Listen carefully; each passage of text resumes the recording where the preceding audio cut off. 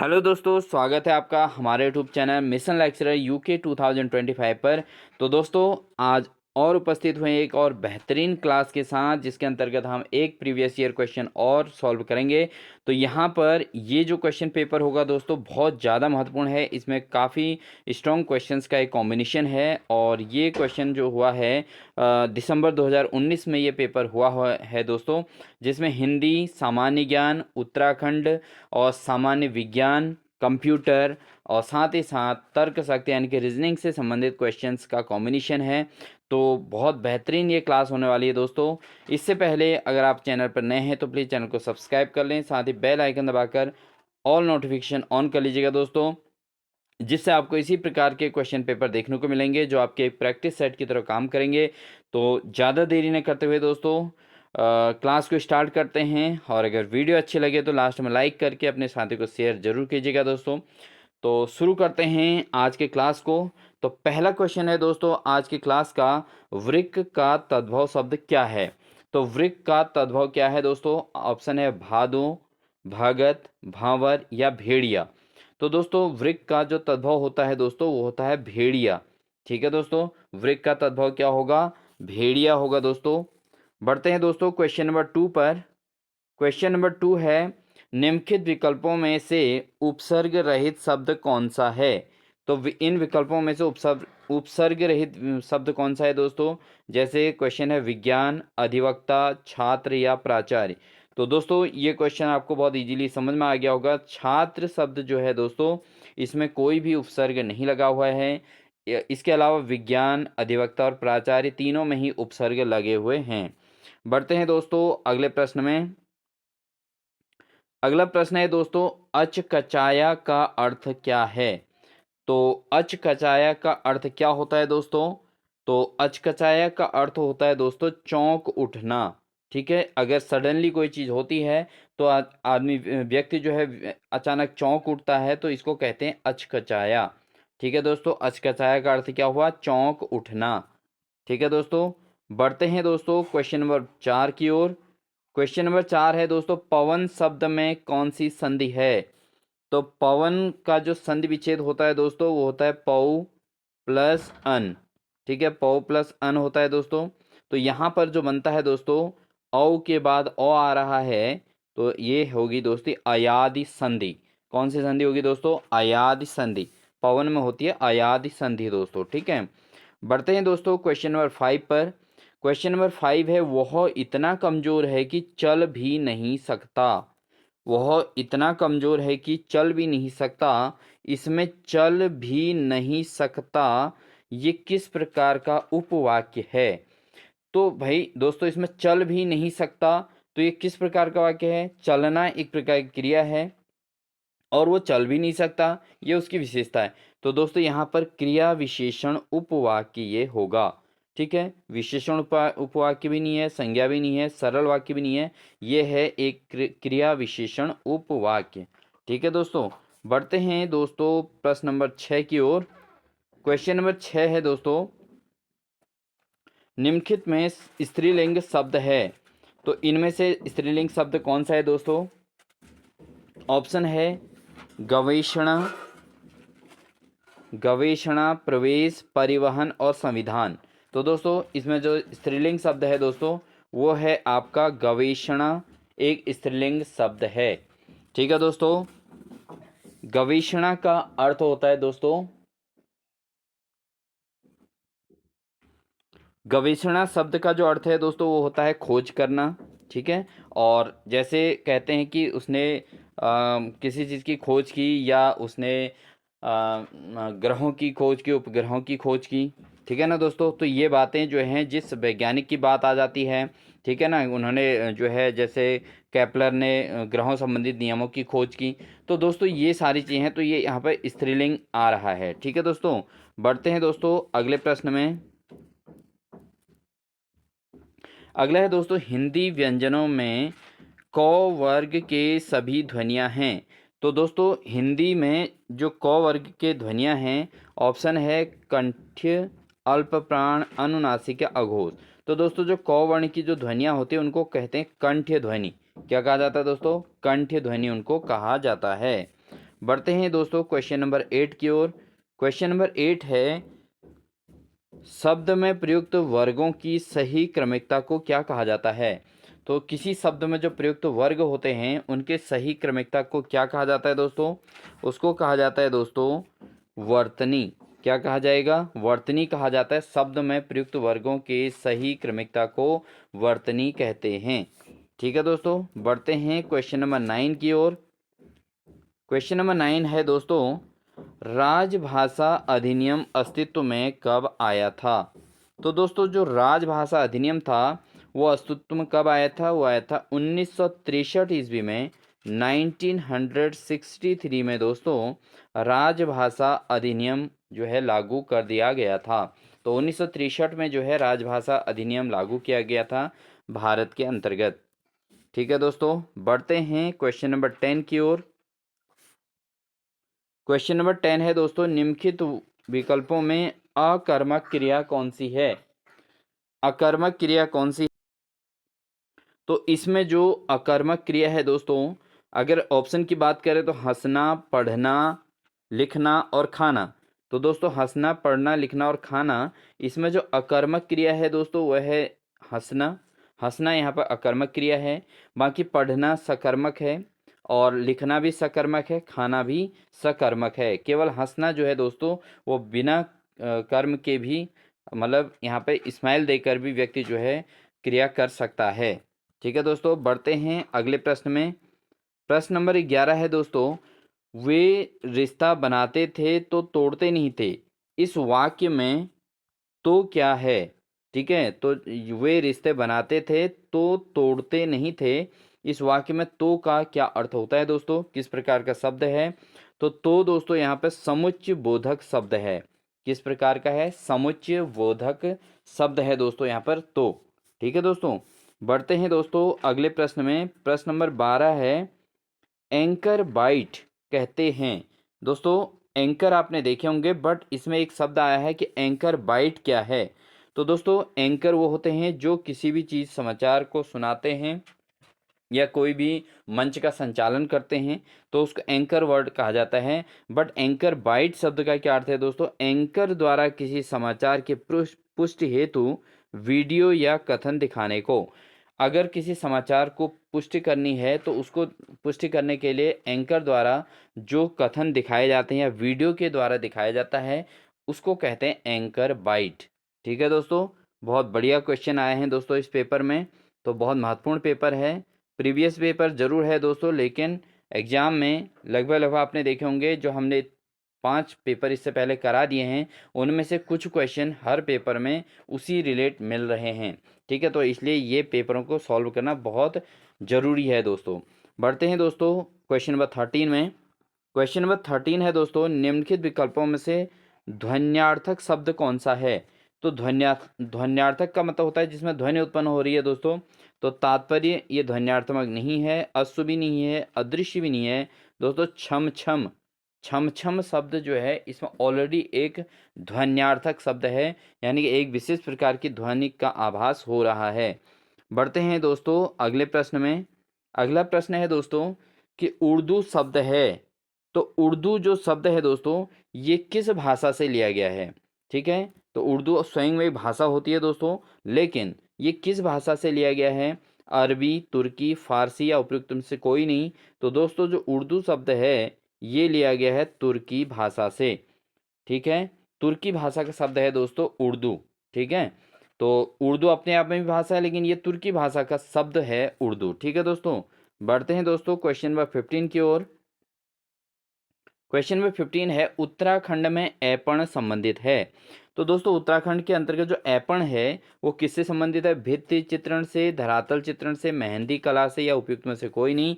तो दोस्तों ये जो है उत्तराखंड के अंतर्गत जो ऐपण है वो है धरातल चित्रण से संबंधित। ठीक है दोस्तों, तो ऐपण कहाँ दिए जाते हैं दोस्तों? ये बनाए जाते हैं धरातल पर। तो ये धरातल चित्रण से संबंधित है ऐपण। ठीक है दोस्तों, बढ़ते हैं दोस्तों अगले प्रश्न की ओर। क्वेश्चन नंबर 16 है दोस्तों हमारा,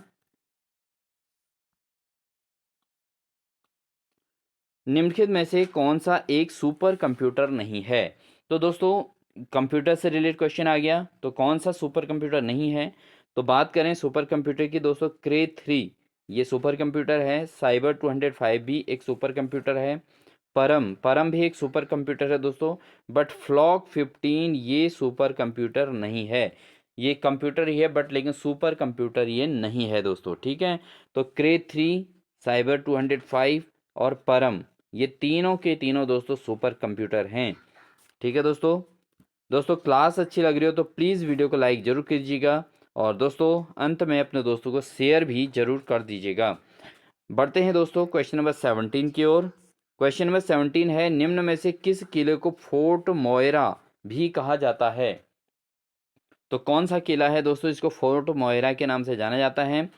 तो ऑप्शन है लाल मंडी किला, खगमरा किला, राजबुंगा किला या मल्ला महल। तो दोस्तों जो लाल मंडी किला है इसको फोर्ट मोयरा के नाम से भी जाना जाता है। तो फोर्ट मोयरा के नाम से जाना जाने वाला किला है दोस्तों लाल मंडी किला, ठीक है दोस्तों। बहुत महत्वपूर्ण ये क्वेश्चन रहा। बढ़ते हैं क्वेश्चन नंबर 18 की ओर। क्वेश्चन नंबर 18 है दोस्तों, इंडियन प्रीमियर लीग 11 2018 की विजेता टीम कौन है? तो 2018 में जो आईपीएल हुआ था दोस्तों, ठीक है, 11वां आईपीएल था, तो ये इसका विजेता कौन सी टीम थी दोस्तों? तो इसकी जो विजेता टीम रही थी दोस्तों वो रही थी आपकी चेन्नई सुपर किंग, ठीक है। एम एस धोनी की टीम थी दोस्तों चेन्नई सुपर किंग, और 2018 की विजेता रही थी। तो दोस्तों ये पेपर 2019 में हुआ है, तो कुछ 2-3 क्वेश्चन इसमें इस प्रकार के मिलेंगे जो आपको उस समय के करंट अफेयर्स होंगे, जो आज की डेट में आपको करंट अफेयर्स के मैच के साथ चलना होगा। और अदरवाइज पुराने क्वेश्चन भी पूछे जाते हैं, तो इंडियन प्रीमियर लीग के कोई भी सन का पे पूछा जा सकता है, तो इसलिए इसको याद करना जरूरी है। तो इंडियन प्रीमियर लीग 11 2018 में जो एग्जाम जो मैच हुआ था उसके विजेता कौन थी? तो आईपीएल 2018 की विजेता चेन्नई सुपर किंग रही है, ठीक है दोस्तों। बढ़ते हैं दोस्तों अगले प्रश्न की ओर। प्रश्न नंबर 19 है दोस्तों, कुमाऊं में राज कर के अतिरिक्त सयानों व थोकदारों को दिया जाने वाला कर कहलाता था। तो कुमाऊं में जो राज कर के अतिरिक्त जो सयानों या थोकदारों को दिया जाने वाला जो कर था दोस्तों उसको कहा जाता था दस्तूर, ठीक है दोस्तों। इस प्रकार के कर को क्या कहा जाता था? जो सयानों और थोकदारों को दिया जाता था इस कर को जो है कहा जाता था दस्तूर, ठीक है दोस्तों। दस्तूर के नाम से इस कर को लिया जाता था। बढ़ते हैं दोस्तों अगले प्रश्न में।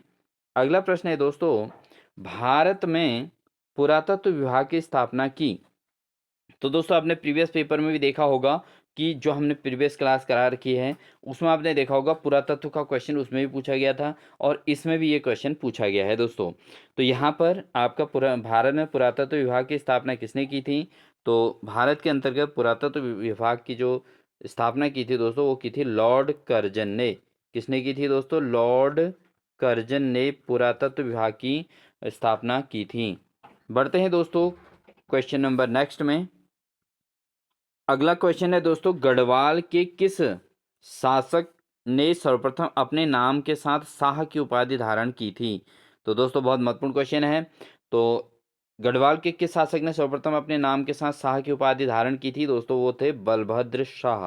तो बलभद्र शाह ने सर्वप्रथम अपने नाम के साथ शाह की उपाधि धारण की थी, और उसके बाद लगातार जो भी शासक बने थे दोस्तों उन सभी ने अपने नाम के आगे शाह की उपाधि धारण की थी। और मान शाह, श्याम शाह, महपति शाह ये सभी हैं दोस्तों, लेकिन बलभद्र शाह जो है सर्वप्रथम ऐसे शासक थे जिन्होंने अपने नाम के साथ शाह की उपाधि धारण की थी। दोस्तों इसके बड़ी क्लास के लिए अगर आपको डिटेल इसकी क्लास चाहिए तो हमारे जो है प्ले लिस्ट में जाके आप देख सकते हैं, उसमें हमने उत्तराखंड का जो सिलेबस करा रखा है उसमें ये पूरा कंप्लीट हमने अच्छे तरीके से समझाया है। बढ़ते हैं दोस्तों अगले प्रश्न की ओर। अगला प्रश्न है दोस्तों, देश की पहली स्वर्ण राजधानी ट्रेन की शुरुआत कहाँ से हुई थी, कब हुई थी? तो दोस्तों जो देश की पहली स्वर्ण राजधानी ट्रेन की जो शुरुआत हुई थी वो कब हुई थी? तो दोस्तों ये हुई थी 29 जनवरी 2017 ईस्वी को। तो 29 जनवरी 2017 को, ठीक है दोस्तों, देश की पहली स्वर्ण राजधानी ट्रेन की शुरुआत हुई थी, ठीक है दोस्तों। बहुत महत्वपूर्ण क्वेश्चन है। बढ़ते हैं दोस्तों अगले प्रश्न की ओर। अगला प्रश्न है दोस्तों, उत्तराखंड में ईस्ट इंडिया कंपनी का आगमन कब हुआ था? तो उत्तराखंड के अंतर्गत ईस्ट इंडिया कंपनी का जो आगमन हुआ था दोस्तों, वो हुआ था 1815 में। इससे पहले जो हम 5 क्लासेस करा चुके हैं, उनमें से किसी एक पेपर में ये भी क्वेश्चन था दोस्तों कि उत्तराखंड में ईस्ट इंडिया कंपनी ने सबसे पहले भूमि कहाँ खरीदी थी? तो उत्तराखंड के अंतर्गत जो सबसे पहले भूमि खरीदी गई थी दोस्तों, वो खरीदी गई थी ईस्ट इंडिया कंपनी के द्वारा मंसूरी में। ठीक है, मसूरी देहरादून में सबसे पहले ईस्ट इंडिया कंपनी ने जो है भूमि खरीदी थी। और उसके बाद इसका जो इस कंपनी का आगमन कब हुआ था, ये क्वेश्चन इसमें पूछा गया, तो 1815 ईस्वी में।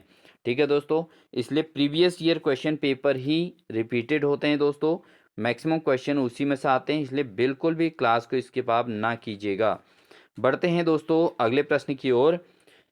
ये क्वेश्चन दोस्तों, एक लिफ्ट की क्षमता 12 वयस्क या 20 बच्चों की है। इस लिफ्ट में 15 बच्चों के साथ कितने वयस्क जा सकते हैं? तो दोस्तों, अगर एक लिफ्ट की क्षमता 12 वयस्क या 20 बच्चों की है, तो अगर 15 बच्चों को भेजा जाए तो इसमें कितने वयस्क जा सकते हैं?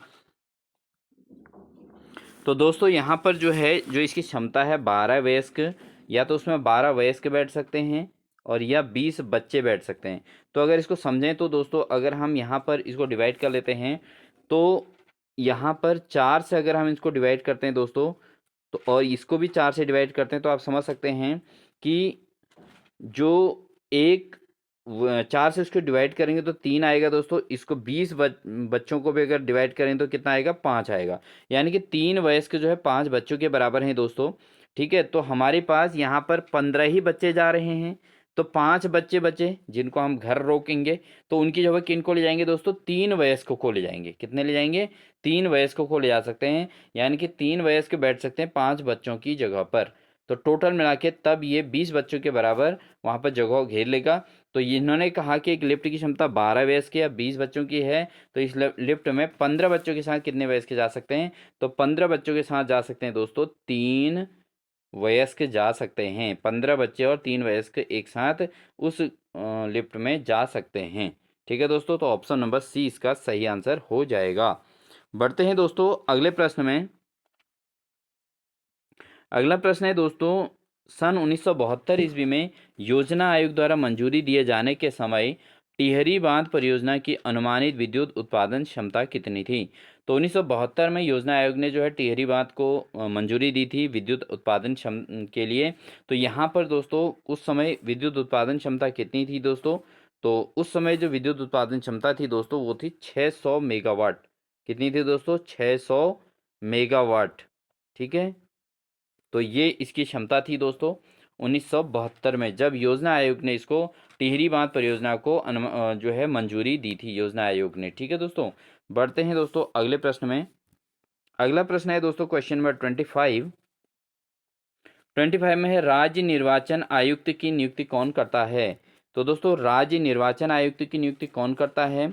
तो ऑप्शन है राज्यपाल, मुख्यमंत्री, राष्ट्रपति या प्रधानमंत्री। तो राज्य निर्वाचन आयुक्त जो होता है दोस्तों किसी भी राज्य के लिए, उसकी नियुक्ति जो की जाती है वो राज्यपाल द्वारा की जाती है।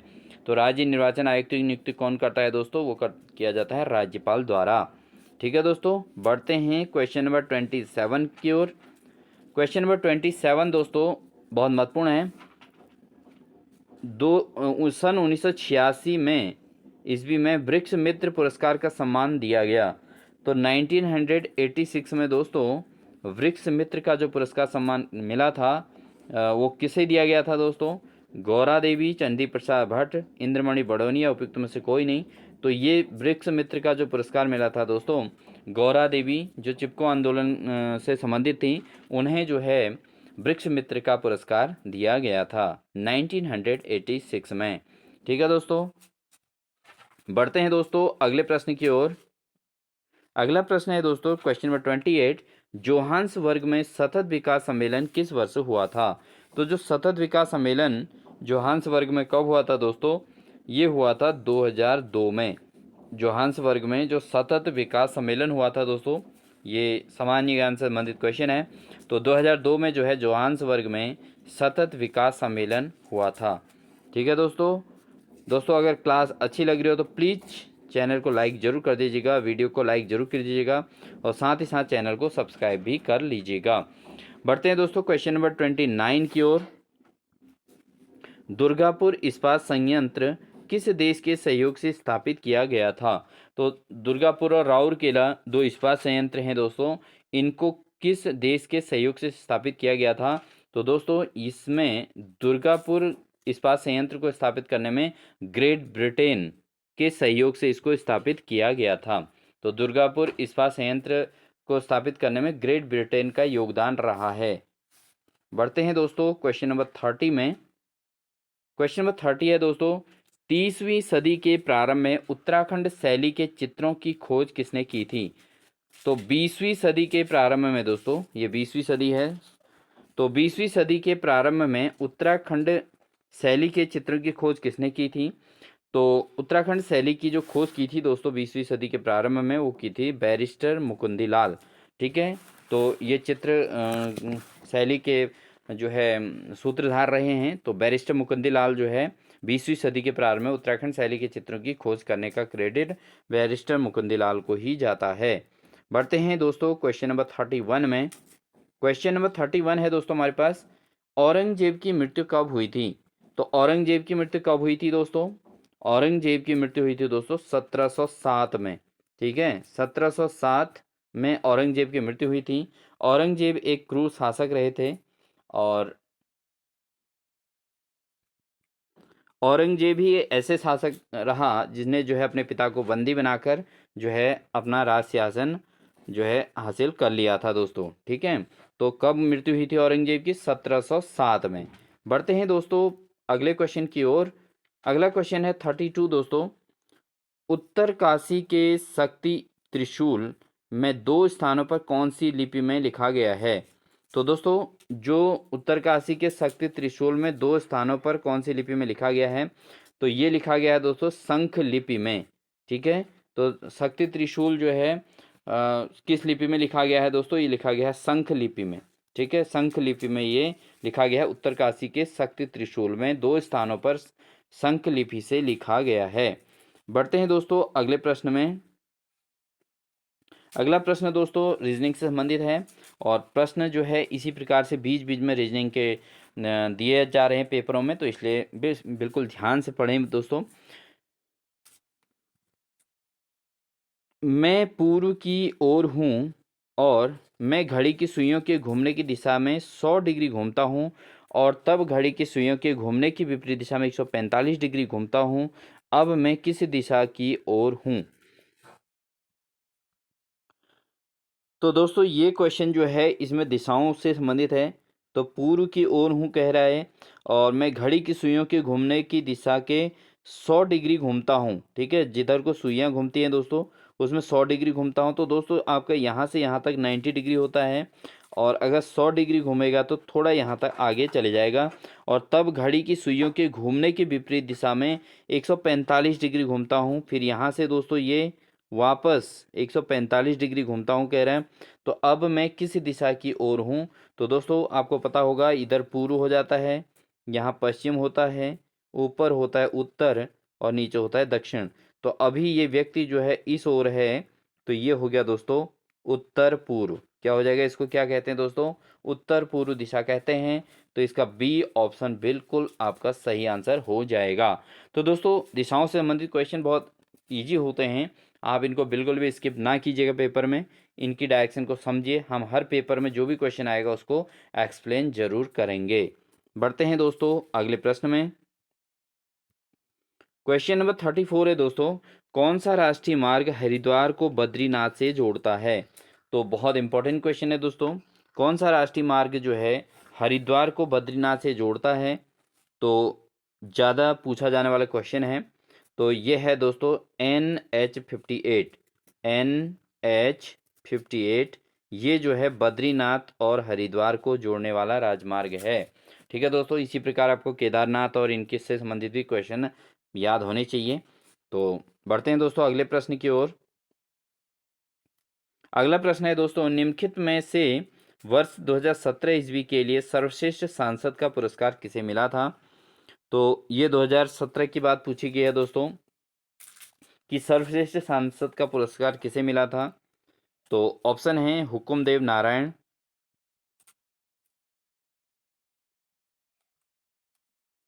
दिनेश त्रिवेदी, भूतहरि महताब या गुलाम नबी आज़ाद। तो दोस्तों 2017 में सर्वश्रेष्ठ सांसद का पुरस्कार जो मिला था वो मिला था भूतहरि महताब को। ठीक है, तो 2017 के हिसाब से इंपॉर्टेंट क्वेश्चन है दोस्तों, अभी के हिसाब से बहुत ज़्यादा महत्वपूर्ण नहीं माना जाएगा। बढ़ते हैं दोस्तों अगले प्रश्न में। अगला प्रश्न है दोस्तों क्वेश्चन नंबर 36, विरही गंगा किस नदी जल प्रवाह क्षेत्र में है। तो दोस्तों जो विरही गंगा नदी है किस नदी जल प्रवाह क्षेत्र में है दोस्तों, यह है दोस्तों भागीरथी और अलकनंदा जल प्रवाह में को विरही गंगा जल प्रवाह क्षेत्र कहा जाता है। तो भागीरथी अलकनंदा जल प्रवाह को विरही गंगा जल प्रवाह भी कहा जाएगा। बढ़ते हैं दोस्तों अगले प्रश्न की ओर। अगला क्वेश्चन है दोस्तों मीराबाई चानू किस खेल से संबंधित है। बहुत महत्वपूर्ण क्वेश्चन है दोस्तों, मीराबाई चानू किस खेल से संबंधित हैं। तो दोस्तों ये हैं भारोत्तोलन से। ठीक है दोस्तों, मीराबाई चानू से संबंधित क्वेश्चन पूछा जाता है बहुत बार, तो ये भारोत्तोलन से संबंधित है दोस्तों। ठीक है, वेट लिफ्टिंग। बढ़ते हैं दोस्तों अगले प्रश्न में। क्वेश्चन नंबर 38 है दोस्तों, पेशावर कांड के नायक वीर चंद सिंह गढ़वाली ने निहत्थे भारतीय पठानों पर गोली चलाने से मना कर दिया था। तो ये कब हुआ था दोस्तों, जो पेशावर कांड के नायक वीर चंद सिंह गढ़वाली थे तो उन्होंने कहा था कि मैं निहत्थे भारतीय पठानों पर गोली नहीं चला सकता। तो ये घटना कब हुई थी दोस्तों, ये हुई थी 23 अप्रैल 1930 को। तो 23 अप्रैल 1930 को दोस्तों पेशावर कांड के नायक वीर चंद सिंह गढ़वाली ने निहत्थे भारतीय पठानों पर गोली चलाने से मना कर दिया था, जिसका उन्हें बाद में नुकसान भी उठाना पड़ा था। बढ़ते हैं दोस्तों अगले प्रश्न में। क्वेश्चन नंबर 39 है दोस्तों, एशियाई खेल 2022 ईस्वी की मेजबानी किस राष्ट्र के द्वारा की जाएगी। तो एशियाई खेल 2022 ईस्वी की जो मेजबानी है किस राष्ट्र के द्वारा की जाएगी, ये यहाँ पर 2019 में ये क्वेश्चन पूछा गया था दोस्तों। तो इसी प्रकार का खेलों से संबंधित क्वेश्चन जरूर पूछा जाएगा एग्जाम में, तो आप उनको भी बिल्कुल रिपीट करके चलेंगे दोस्तों। तो इस क्वेश्चन के अकॉर्डिंग इसका जो सही आंसर है दोस्तों चीन में, और चीन में 2022 में एक एशियाई खेल हुए थे। तो अब ये क्वेश्चन इस तरीके से बन सकता है दोस्तों कि एशियाई खेल 2022 किस देश में हुए थे। तो दोस्तों आंसर हो जाएगा चीन में। ठीक है, तो एशियाई खेल 2022 कहाँ हुए थे दोस्तों, चीन में हुए थे। बढ़ते हैं दोस्तों अगले प्रश्न में। क्वेश्चन नंबर 40, क्वेश्चन नंबर 40 है दोस्तों, सन 1815 ईस्वी में उत्तराखंड के में प्रथम डाक प्रणाली कहाँ स्थापित की गई थी। तो 1815 में दोस्तों उत्तराखंड में डाक प्रणाली जो है स्थापित की गई थी, और ये कहाँ की गई थी दोस्तों, ये की गई थी अल्मोड़ा नैनीताल। ठीक है, अल्मोड़ा नैनीताल में जो है 1815 में डाक प्रणाली जो है स्थापित की गई थी। बढ़ते हैं दोस्तों अगले प्रश्न में। क्वेश्चन नंबर 41 है दोस्तों, उत्तराखंड में सन 2006 ईस्वी के परिसीमन में मैदानी क्षेत्रों में सृजित 6 नई विधानसभाओं में सम्मिलित नहीं है। तो दोस्तों जो मैदानी क्षेत्रों में जो परिसीमन हुआ था 2006 में, उस समय जो है कौन से 6 नई विधानसभाओं में कौन सा सम्मिलित नहीं था। तो दोस्तों वह है खानपुर। ठीक है, तो खानपुर उसमें जो है विधानसभा के अंतर्गत नहीं था। बढ़ते हैं दोस्तों अगले प्रश्न में। अगला प्रश्न है दोस्तों क्वेश्चन नंबर 42। क्वेश्चन नंबर 42 है दोस्तों, हम्बन टोटा पोर्ट कहाँ स्थित है। तो हम्बन टोटा जो पोर्ट है दोस्तों कहाँ स्थित है, बहुत महत्वपूर्ण क्वेश्चन है। तो हम्बन टोटा जो पोर्ट है दोस्तों वह है श्रीलंका में। ये सामान्य ज्ञान से संबंधित क्वेश्चन है दोस्तों। हम्बन टोटा पोर्ट कहाँ है दोस्तों, यह है श्रीलंका में। बढ़ते हैं दोस्तों क्वेश्चन नंबर 43 की ओर। 43 है ज्वार प्रथा संबंधित है। तो ज्वार प्रथा किससे संबंधित है दोस्तों, ऑप्शन है कृषि धन से, स्त्री धन से, पशुधन से या शिक्षा धन से। तो जो ज्वार प्रथा है दोस्तों यह है स्त्री धन से। किससे संबंधित है दोस्तों, स्त्री धन से संबंधित है ज्वार प्रथा। ठीक है दोस्तों, बढ़ते हैं अगले प्रश्न में। क्वेश्चन नंबर 44 है दोस्तों, पल्लव वंश का सबसे शक्तिशाली शासक कौन था, यानी पल्लव वंश का सबसे शक्तिशाली राजा किसे कहा जाता है? तो दोस्तों पल्लव वंश का सबसे शक्तिशाली शासक था गोंडोफर्नीज। कौन था दोस्तों? गोंडोफर्नीज जो है ये पल्लव वंश का सबसे शक्तिशाली शासक रहा है। बढ़ते हैं दोस्तों अगले प्रश्न में। भारत में सन 1991 ईस्वी में आरंभ की गई सुधारवादी नीतियों का मुख्य कारण क्या थे? ठीक है, जो भारत के अंतर्गत 1991 में जो सुधारवादी नीतियां हुई थी दोस्तों, इनके सुधारवादी नीतियों के मुख्य कारण क्या थे दोस्तों? वो थे विदेशी मुद्रा कोषों में कमी होना, विदेशी ऋणों की वृद्धि होना और विदेशी भुगतान में असंतुलन होना। ये सभी कारण थे दोस्तों भारत में सन 1991 ईस्वी के आरंभ में नई सुधारवादी नीतियों का ये मुख्य कारण रहे थे। पहला, विदेशी मुद्रा कोषों में कमी, विदेशी ऋणों की वृद्धि हुई थी और विदेशी भुगतान में असंतुलन हुआ था। ये सभी कारण इसके रहे थे। बढ़ते हैं दोस्तों अगले प्रश्न में। अगला प्रश्न क्या है दोस्तों हमारा, निम्न में से कौन कौशल भारत अभियान के अम्बेसडर नियुक्त किए गए हैं? तो भारत के अंतर्गत जो कौशल अभियान कौशल भारत जो अभियान है दोस्तों, इसके इसे अम्बेसडर किसे नियुक्त किया गया है दोस्तों? तो कौशल भारत अभियान के अम्बेसडर हैं दोस्तों अनुष्का शर्मा व वरुण धवन। ठीक है दोस्तों, अनुष्का शर्मा और वरुण धवन को जो है कौशल भारत अभियान का अम्बेसडर नियुक्त किया गया है। बढ़ते हैं दोस्तों अगले प्रश्न में। अगला प्रश्न दोस्तों हमारा फिर से तार्किक क्वेश्चन का है, रिक्त स्थानों में कौन सी संख्याएं आएंगी? तो दोस्तों यहाँ पर रिक्त स्थानों को भरना है। तो दोस्तों इसमें जो दिया गया है P और Q दिया गया है दोस्तों, तो P के बाद सीधे Q आता है दोस्तों। तो आप बीच के अंकों में देख रहे होंगे 34 में से 2 कम कर दिया है, 32 यहाँ पर दिया गया है, यानी कि 2 कम किया है। अब यहाँ पर V और X दे रखा है दोस्तों, तो V के बाद आता है W और W के बाद आता है X। तो यहाँ पर एक स्पेलिंग बीच में आई है तो 4 का अंतर हुआ है दोस्तों। ठीक है, इसमें कोई स्पेलिंग नहीं आया था तो 2 का अंतर हुआ था, एक स्पेलिंग आया तो 4 का अंतर हुआ। तो अगले में भी दोस्तों G के बाद बच गया हमारा H और फिर आना है I। ठीक है, तो H आना है, तो यानी कि एक स्पेलिंग आनी है, तो 4 अंकों की कमी आनी चाहिए। तो यहाँ पर ये जो कॉम्बिनेशन है दोस्तों वह है आपका डी ऑप्शन सही होगा, क्योंकि 18 के बाद सीधे 14 आएगा, यानी कि 4 अंक कम हो जाएंगे। तो ऑप्शन नंबर डी इसका राइट आंसर रहेगा।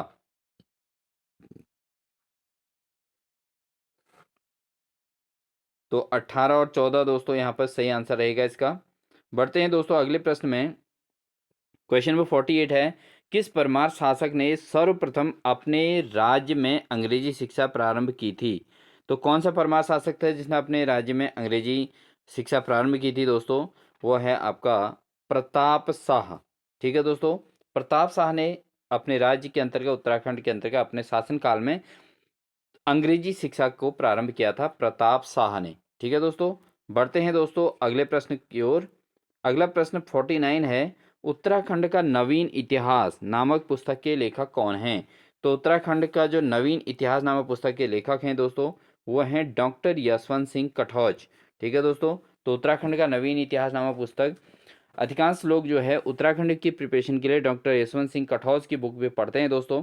इसके अलावा डॉक्टर अजय राउत की बुक भी पढ़ी जाती है, NS थापा की और शेखर पाठक। जो लोग PCS लेवल की तैयारी करते हैं, हाई लेवल की तैयारी करते हैं दोस्तों, उन सभी में जो है यहाँ पर उत्तराखंड की ये सारी बुक्स जो है पूरी डिटेल स्टडी करनी पड़ती है। तो उत्तराखंड का नवीन इतिहास नामक पुस्तक के लेखक हैं यशवंत सिंह कटौच। ठीक है दोस्तों, बढ़ते हैं दोस्तों अगले प्रश्न की ओर। क्वेश्चन नंबर 50, भारतीय अर्थव्यवस्था है, तो भारत की जो अर्थव्यवस्था है दोस्तों किस प्रकार की अर्थव्यवस्था है? तो बहुत सामान्य सा क्वेश्चन है दोस्तों, कॉमनली पूछा जाता है बार बार। तो भारतीय अर्थव्यवस्था जो है मिश्रित अर्थव्यवस्था कहलाती है। ठीक है दोस्तों, भारत की अर्थव्यवस्था कैसी है? मिश्रित अर्थव्यवस्था है। बढ़ते हैं दोस्तों क्वेश्चन नंबर 51 की ओर। क्वेश्चन नंबर 51 है दोस्तों, पूर्णागिरि मेला कब लगता है? तो पूर्णागिरि मेला कब लगता है दोस्तों? ये लगता है दोस्तों, पूर्णागिरि मेला जो लगता है दोस्तों चैत्र के नवरात्रों में लगता है दोस्तों। कब लगता है? चैत्र के नवरात्रि में पूर्णागिरि मेला का आयोजन होता है। बढ़ते हैं दोस्तों अगले प्रश्न में। अगला प्रश्न है दोस्तों क्वेश्चन नंबर 52, क्वेश्चन नंबर 52 है उत्तर मध्य रेलवे का मुख्यालय कहाँ है? तो उत्तर मध्य रेलवे का मुख्यालय कहाँ है दोस्तों? मुंबई, प्रयागराज, नई दिल्ली या कोलकाता? तो उत्तर मध्य रेलवे का मुख्यालय जो है दोस्तों वह है प्रयागराज में। दोस्तों आप अपने आप को टेस्ट जरूर कीजिए। क्लास को देखते वक्त आप सारे ऑप्शंस को देख रहे हैं तो आसानी से आप अपने आप को चेक कर सकते हैं और आंसर बताने से पहले आप अपना आंसर भी समझ सकते हैं। तो उत्तर मध्य रेलवे का मुख्यालय कहाँ है दोस्तों? वह है प्रयागराज। बढ़ते हैं दोस्तों अगले प्रश्न में, क्वेश्चन नंबर 53।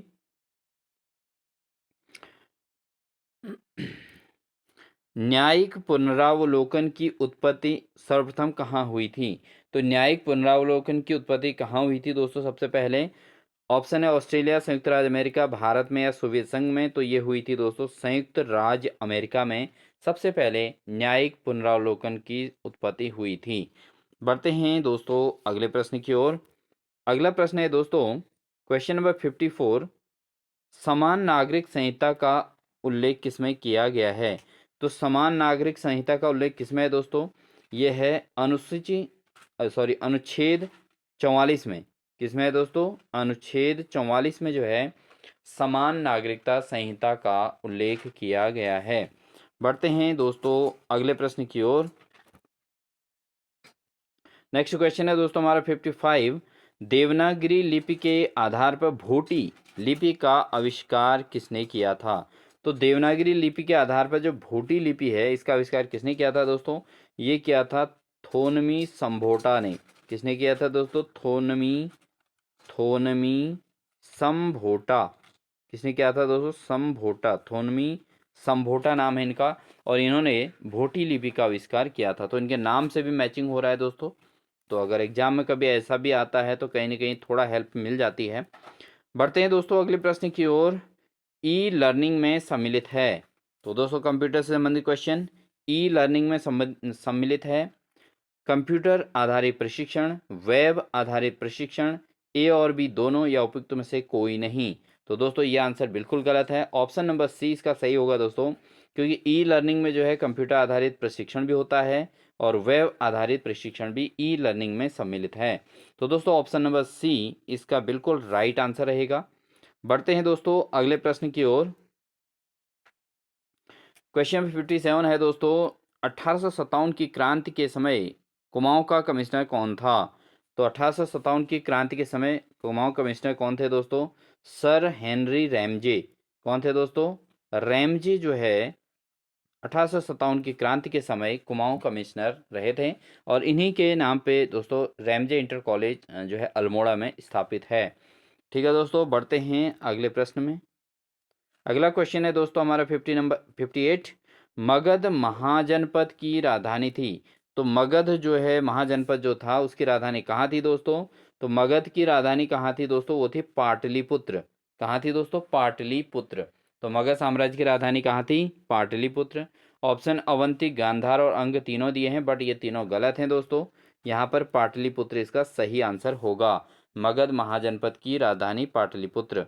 बढ़ते हैं दोस्तों अगले प्रश्न की ओर। क्वेश्चन नंबर 59 रहेगा दोस्तों। प्रसिद्ध सदई रचना किस लेखक की कृति है? तो जो प्रसिद्ध सदई रचना है वो किस लेखक की कृति है दोस्तों?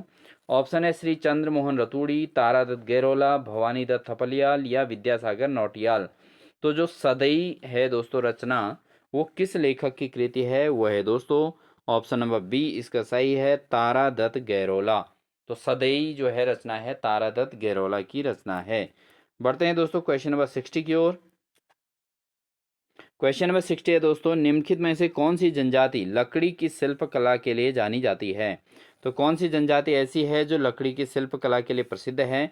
तो दोस्तों वह है राजी जनजाति। राजी जनजाति है दोस्तों, ये लकड़ी की शिल्प कला के लिए जानी जाती है। तो बहुत महत्वपूर्ण क्वेश्चन है दोस्तों। तो राजी जनजाति जो है लकड़ी की शिल्प कला में ज़्यादा रुचि रखती है। तो ये इसका सही आंसर होगा। लकड़ी की शिल्पकला के लिए प्रसिद्ध जनजाति कौन सी है? वह है राजी जनजाति। बढ़ते हैं दोस्तों अगले प्रश्न की ओर। 61 है क्वेश्चन, डॉक्टर यशवंत सिंह कठोच द्वारा निम्न में से कौन सी पुस्तक नहीं लिखी गई? तो दोस्तों इसमें से 3 बुक्स जो हैं डॉक्टर यशवंत सिंह कठोच के द्वारा लिखी गई हैं। लेकिन एक पुस्तक नहीं है, कौन सी नहीं है? तो दोस्तों यहाँ पर मध्य हिमालय की कला, ये डॉक्टर यशवंत सिंह कठोज द्वारा लिखी गई है। उसके अलावा मध्य हिमालय का पुरातत्व भी उन्हीं के द्वारा लिखाया गया है। उत्तराखंड का नवीन इतिहास, जो अभी क्वेश्चन पहले भी पूछा गया था इसी में, तो वो भी जो है डॉक्टर यशवंत सिंह कठोज की रचना है, बुक है उनकी। लेकिन उत्तराखंड के प्रमुख स्वतंत्रता सेनानी, ये जो है यशवंत सिंह कठोज की रचना नहीं है, उनकी पुस्तक नहीं है। तो यशवंत सिंह कठोज की 3 बुक्स के नाम यहाँ याद कर लीजिएगा दोस्तों, मध्य हिमालय की कला, मध्य हिमालय का पुरातत्व और उत्तराखंड का नवीन इतिहास। तो ये 3 जो हैं यशवंत सिंह कठोज की बुक्स के नाम हैं। बढ़ते हैं दोस्तों क्वेश्चन नंबर 62 में। क्वेश्चन नंबर 62 है, निम्न में से संविधान सभा के संवैधानिक सलाहकार कौन थे? तो संविधान सभा के जो संवैधानिक सलाहकार थे वो कौन थे दोस्तों? वो थे बी.एन. राव। कौन थे दोस्तों? बी.एन. राव जो है ये थे संविधान सभा के संवैधानिक सलाहकार। तो इनको संवैधानिक सलाहकार नियुक्त किया गया था। बढ़ते हैं दोस्तों अगले प्रश्न की ओर। क्वेश्चन नंबर 63 है दोस्तों, आदित्य नारायण पुरोहित किस क्षेत्र से संबंधित हैं? तो जो आदित्य नारायण पुरोहित हैं दोस्तों उत्तराखंड के, ये किससे संबंधित हैं दोस्तों? ये हैं एक कृषि वैज्ञानिक रहे हैं दोस्तों। इन्होंने जो है एग्रीकल्चर यानी कि कृषि पर आधारित जो है ये वैज्ञानिक इन्होंने शोध की थी। तो आदित्य नारायण पुरोहित जो हैं कृषि वैज्ञानिक रहे हैं। बढ़ते हैं दोस्तों अगले प्रश्न की ओर। दोस्तों बिल्कुल भी एक्स्ट्रा टाइम बर्बाद किए बिना ये क्लासेज आपको लगातार देखने को मिल रही हैं।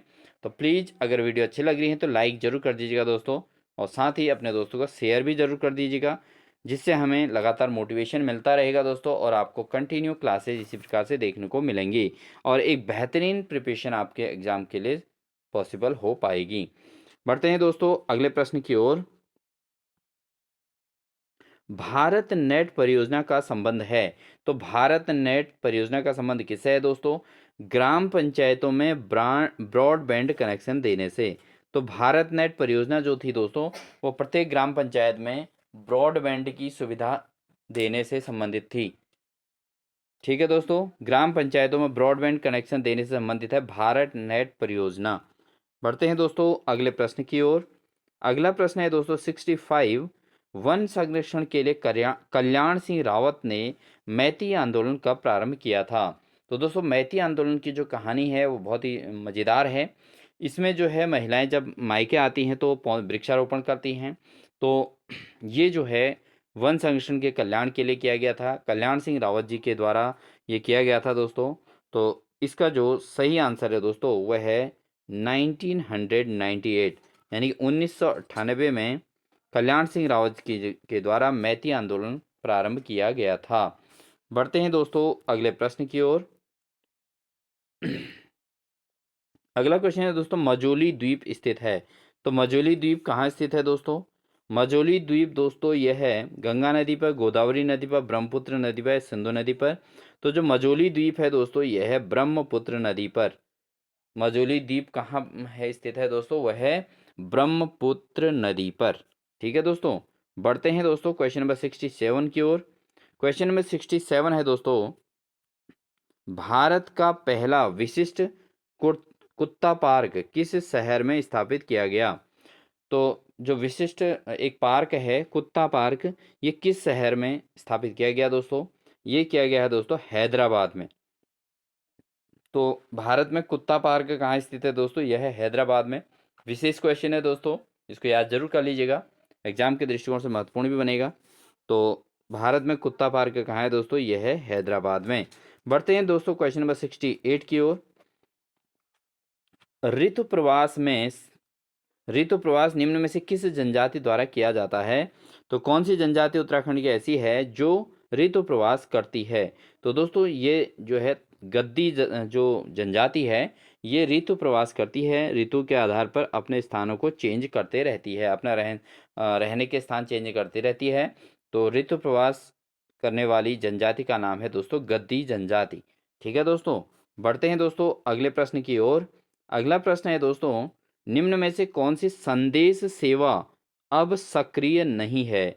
तो कौन सी संदेश सेवा, इनमें से कौन सी संदेश सेवा अब सक्रिय नहीं है दोस्तों? स्काइप, व्हाट्सएप, याहू या साइबर। तो दोस्तों इनमें से सारे तीन के तीन जो हैं सक्रिय हैं अभी भी। वो स्काइप भी है, व्हाट्सएप भी है और उसके अलावा साइबर वाइबर भी है। बट याहू आपने देखा होगा दोस्तों, पहले से yahoo.com होता था, बट अब जीमेल या ईमेल इन्होंने जो है, जीमेल ने जो है जगह घेर ली और याहू को जो है अब सक्रिय नहीं रखा गया है। तो कौन सा संदेश सेवा अब सक्रिय नहीं है, वो है याहू। ठीक है दोस्तों, बढ़ते हैं दोस्तों क्वेश्चन नंबर 70 पर। क्वेश्चन नंबर 70 है दोस्तों, कार्तिकेयपुर का अंतिम कत्यूरी राजा कौन था?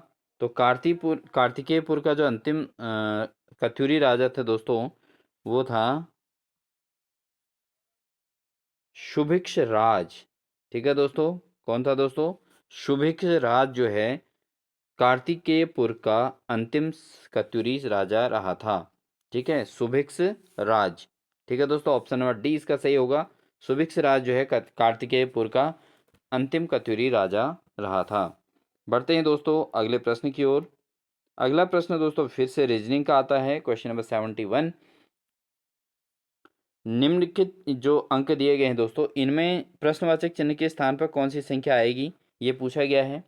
तो दोस्तों यहाँ पर आप देख रहे होंगे 318 है, 368 है, 345 है, 395 है, 372 है, 422 है। उसके बाद क्या नंबर आना है यह हमें बताना होगा। तो दोस्तों इस क्वेश्चन में आप देख रहे होंगे 318 में अगर हम जोड़ देते हैं 50, अगर 50 जोड़ देते हैं दोस्तों तो 368 हो जाता है। और 368 में से फिर 23 घटा देते हैं दोस्तों तो 345 हो जाता है। और 345 में फिर से 50 जोड़ देंगे तो 395 हो जाएगा दोस्तों।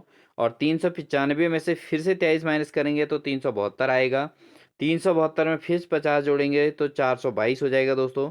और 422 में से फिर से 23 अगर घटा देंगे दोस्तों तो हमारा जाएगा 399।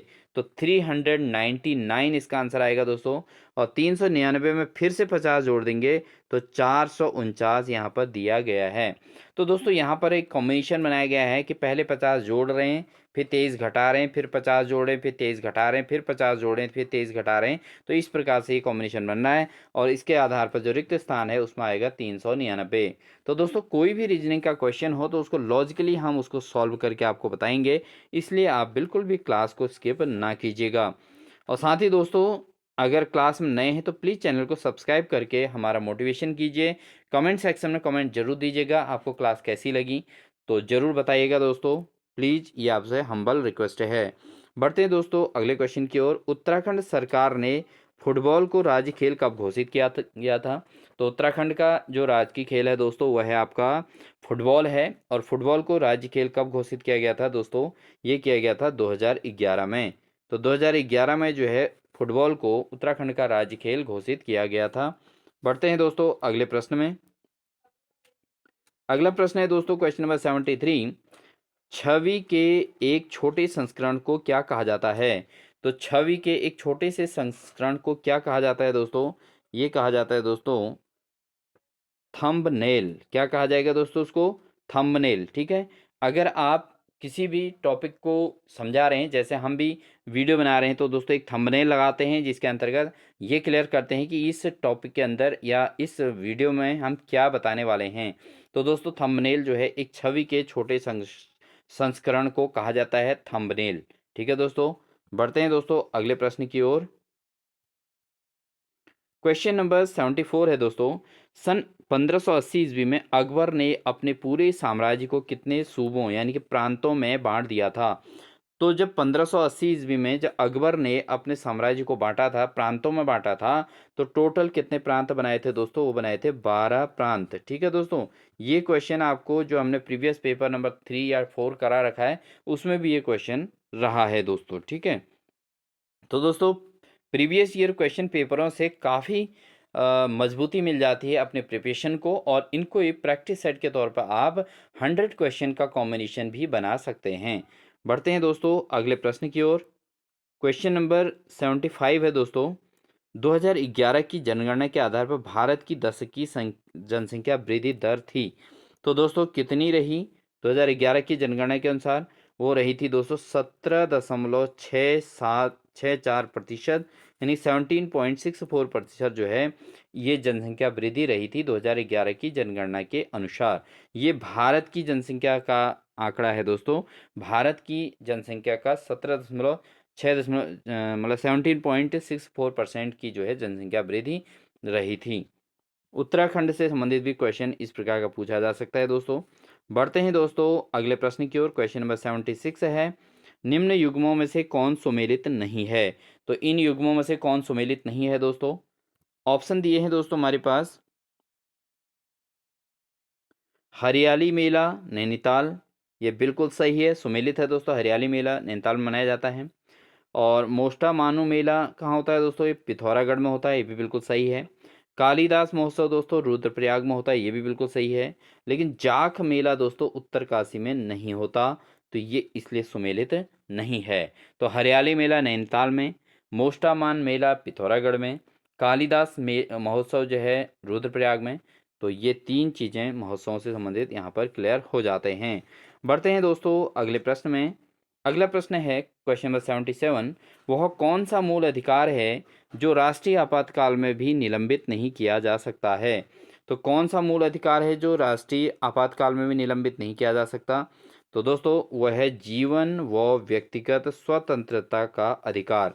तो जब भी राष्ट्रीय आपातकाल भी आ जाए तो उस स्थिति में भी व्यक्तिगत स्वतंत्रता का अधिकार को निलंबित नहीं किया जा सकता, जबकि धार्मिक स्वतंत्रता का अधिकार हटाया जा सकता है। अवसर की समानता का अधिकार भी राष्ट्रीय आपातकाल की स्थिति में निलंबित किया जा सकता है। देश में अबाध विचरण की स्वतंत्रता का अधिकार भी यहाँ पर निलंबित किया जा सकता है, लेकिन जीवन व व्यक्तिगत स्वतंत्रता का अधिकार जो है राष्ट्रीय आपातकाल में निलंबित नहीं किया जा सकता। बढ़ते हैं दोस्तों अगले प्रश्न की ओर। अगला प्रश्न है दोस्तों क्वेश्चन नंबर 78, अल्मोड़ा का पुलिस थाना जो पर्वतीय क्षेत्र का पहला थाना है वो कब स्थापित किया गया था? तो अल्मोड़ा सबसे पहले पर्वतीय क्षेत्र का जो पहला थाना बनाया गया था वो अल्मोड़ा में बनाया गया था। और ये कब स्थापित किया गया था दोस्तों? ये किया गया था 1837 में, 1837 में अल्मोड़ा का पुलिस थाना जो है स्थापित किया गया था, और ये पर्वतीय क्षेत्र का पहला थाना था। ठीक है दोस्तों। बढ़ते हैं दोस्तों क्वेश्चन नंबर 79 पर। राज्य निर्वाचन आयोग का गठन भारतीय संविधान के किस अनुच्छेद के तहत किया गया था? तो राज्य निर्वाचन आयोग का जो गठन भारतीय संविधान के किस अनुच्छेद के तहत किया गया है? तो ये जो किया गया है दोस्तों वो किया गया है अनुच्छेद 243 के। ठीक है, अनुच्छेद कौन सा दोस्तों? 243 के, 243 के में जो है राज्य निर्वाचन आयोग का गठन भारतीय संविधान के अनुच्छेद 243 में किया गया है। बढ़ते हैं दोस्तों अगले प्रश्न की ओर। अगला प्रश्न है दोस्तों क्वेश्चन नंबर 80, उपग्रह मौसम निदेशालय स्थित है। तो जो मौसम निदेशालय है वो कहाँ स्थित है दोस्तों? पुणे में, मुंबई में, नई दिल्ली में या कोलकाता में? तो दोस्तों उपग्रह मौसम निदेशालय कहाँ स्थित है दोस्तों? वह है नई दिल्ली में। ठीक है, नई दिल्ली में जो है मौसम निदेशालय उपग्रहों से संबंधित मौसम की जो जानकारी मिलती है वो मौसम निदेशालय दोस्तों दिल्ली में है। तो इसका जो सही आंसर होगा दोस्तों ऑप्शन नंबर सी इसका सही आंसर होगा। तो दोस्तों आज की क्लास में हम 80 क्वेश्चन लेंगे, क्योंकि इस पेपर में टोटल 140 क्वेश्चन आए हुए थे, तो बहुत लेंथी क्लास हो जाएगी, तो इसलिए जो है हमें इस क्वेश्चन को पेपर को यहीं पर 80 क्वेश्चन पर ही लेना है। आगे के 81 से आगे क्लासेज हम कंटिन्यू नेक्स्ट आपकी क्लास में देंगे। तो तब तक के लिए दोस्तों मिलते हैं। आप अगर चैनल पर नए हैं तो प्लीज़ चैनल को सब्सक्राइब कर लीजिएगा, साथ ही बेल आइकन दबाकर ऑल नोटिफिकेशन ऑन कर लीजिएगा दोस्तों, जिससे इसी प्रकार के इंपॉर्टेंट आपको प्रीवियस ईयर पेपर आपको देखने को मिलेंगे।